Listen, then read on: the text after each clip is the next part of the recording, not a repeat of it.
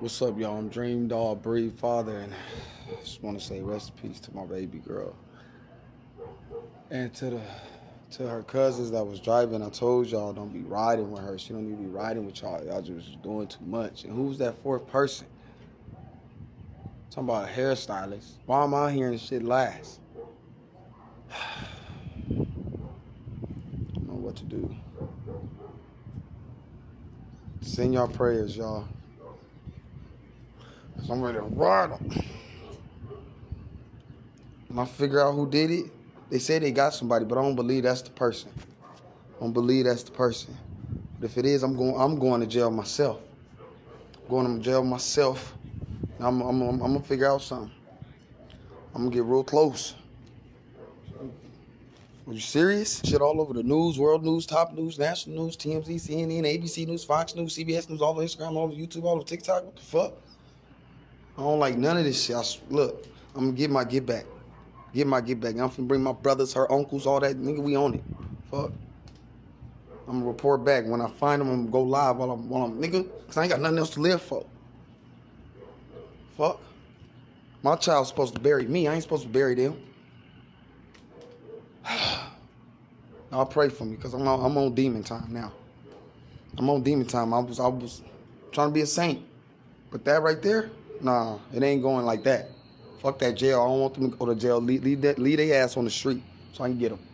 Fuck, it's up, nigga. I'm gone. What's up? It's your girl, Miss Bendover. Y'all know what the fuck going on. Book motherfucking freshman icons, bitch. Add that shit up. Little man from the toe, bitch. What happened? Yeah. Fit costs more than a brick pussy asshole.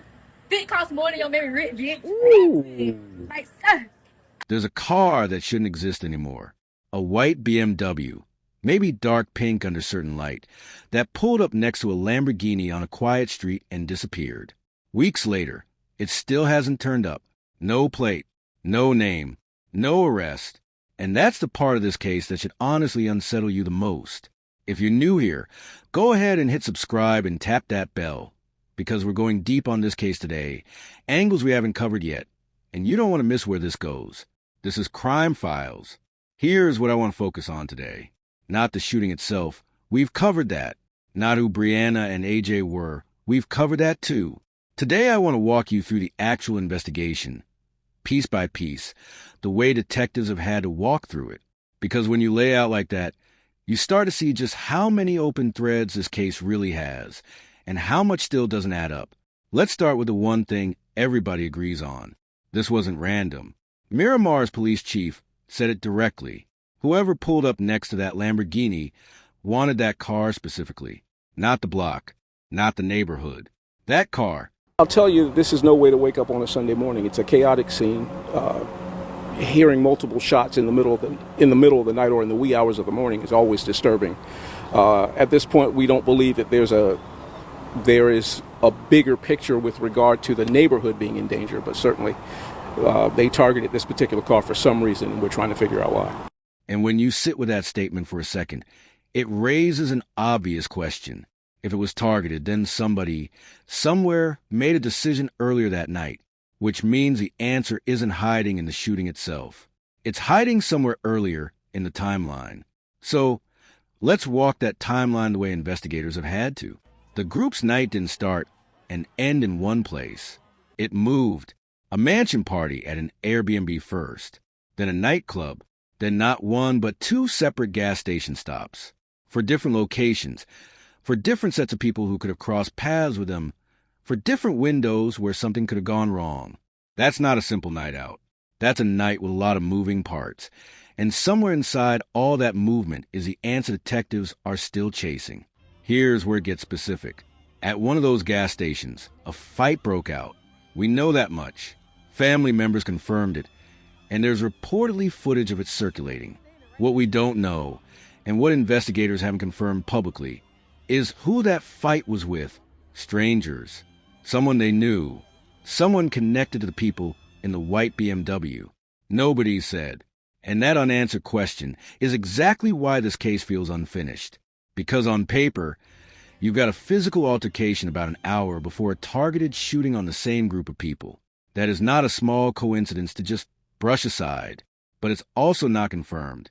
And in true crime, That gap between makes sense and confirmed is where a lot of cases get stuck. Now, let's talk about the getaway vehicle itself, because this is where the investigation runs into its biggest wall. Witnesses and surveillance describe a light-colored sedan, a white or possibly dark pink four-door BMW. Police broadcast that description in real time that morning, thinking it was maybe a 4-year-old model. And then it was just gone. It turned a corner and vanished from every camera investigators have pulled so far. Think about what that actually takes. To vanish that cleanly in a residential area at 5:30 in the morning means either the shooter knew those streets well enough to disappear on purpose, or they got lucky in a way that's honestly hard to believe. Investigators have been pulling surveillance from homes and businesses along every possible route out of that neighborhood, and running license plate reader data, trying to catch that car on a toll camera, a doorbell camera, anything. So far, nothing public has come from it. And that silence is its own kind of clue. It tells you this either wasn't some impulsive, reckless act, or the investigation is still working through an enormous amount of footage before anything gets confirmed. Let's talk about ShotSpotter for a second, because it actually matters here. That's the system that alerted police within seconds of the first shot. Chief Moss described what came through as rapid fire. Not a single shot, not a warning shot, but sustained burst. That detail changes how you have to picture this. This wasn't someone firing once and speeding off in a panic. This was sustained gunfire into a moving vehicle. And when you put that next to the police chief's statement that this was targeted, you start to understand why investigators are treating this as something planned, not something that just spiraled out of control in the heat of the moment. Now, here's the part of this investigation that I think gets overlooked. There were 3 people in that car. 2 of them died. One of them survived, and he is, right now, the single most important witness in this entire case. He was there. He may have seen the shooter's face. He may know exactly what that fight at the gas station was actually about. He may know if the group even realized they were being followed before the shot started. But he was critically injured. He needed his jaw wired shut, and investigators have said they plan to interview him once he's medically able. Which means, as of the most recent public updates, that conversation may not have fully happened yet. The one person who could close the biggest gaps in this timeline hasn't necessarily told his side yet, at least not publicly. So here's where the case actually sits right now. No arrests, no suspect named, no vehicle recovered. Police have said case reports and body camera footage aren't being released while the investigation stays active, which is normal. But it also means we, and honestly the public, are working with limited information on purpose. A $5,000 reward is still on the table for anyone with information through the Miramar Police Tip Line or Broward Crime Stoppers. And 2 families are still waiting, weeks later, for somebody to be held responsible for taking 2 21-year-olds who've been raised like siblings. Stated, I would have never thought in a million years, she just turned 21. I thought I had more time with her. This is so important to each and every one of us because of the loss of every day, people losing innocent children for no reason behind gun violence, no reason whatsoever. So this is to reach out to everybody as a community. Everyone could come together, and grieve their children and just put awareness out that. So let's actually sit with this, because I think this case is something bigger than just what happened on Sunshine Boulevard. How does a car disappear that completely in a residential neighborhood? And what does that tell us about who's behind the wheel? Why do we as viewers so often want a neat explanation, some certainty, in cases where the truth is still incomplete?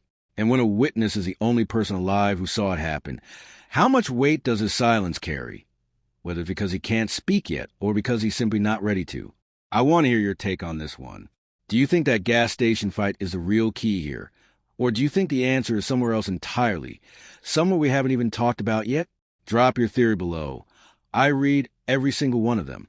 And if this case has you thinking the way it's got me thinking, hit that subscribe button, tap the bell, so you're notified the second there's an update, and share this with someone who needs to hear it.